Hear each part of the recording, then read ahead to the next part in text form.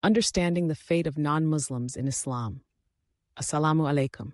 Today we address a frequently asked question: what happens to good people who are not Muslims?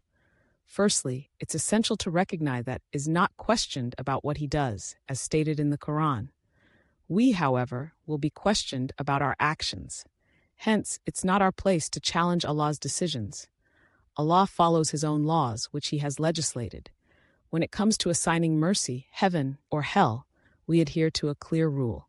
We do not assign individuals to heaven or hell based on our judgment. We only speak in generalities, not specifics. For example, we say those who believe and do righteous deeds will go to Jannah, and those who reject Allah will go to Jahannam. We cannot say with certainty what happens to individuals like Michael or Mustafa. Only Allah knows their true fate. The Quran and Sunnah clearly state that the only path to Jannah is through Islam. Allah says in the Quran that anyone who seeks a way other than Islam, it will not be accepted, and they will be among the losers in the hereafter.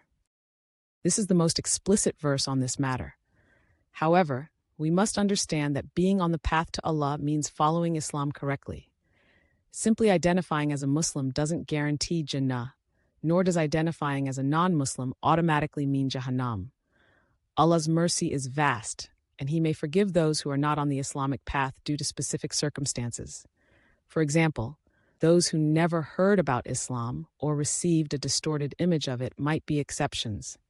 It's crucial to remember that exceptions do not define the rule. The rule is clear: Islam is the accepted path to Jannah. Exceptions are rare and based on Allah's infinite wisdom and mercy. For those who never heard of Islam or had a negative impression, there will be a test on Judgment Day. Allah will test them, and based on their response, they will be judged. Our approach should be to live peacefully with everyone, practicing good adab, manners, and kindness. On Judgment Day, however, there will be one true religion that is rewarded. Either worshipping Allah is correct, or it's not. There's no middle ground. We preach the general rule: Islam is the path to Jannah.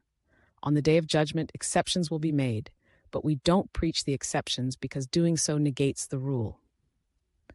We must convey that there is one way to attain success in the hereafter, which is through Islam. Finally, let's talk about those who lived without hearing about Islam.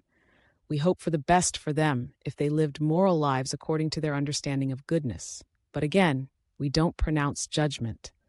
Those who had the potential to learn about Islam but chose not to are in a more precarious position. In conclusion, while we understand the emotional concern behind these questions, we must adhere to the teachings of the Quran and Sunnah. Allah's wisdom and justice are perfect, and we trust in His judgment on the day of resurrection. Jazakum Allahu khairan.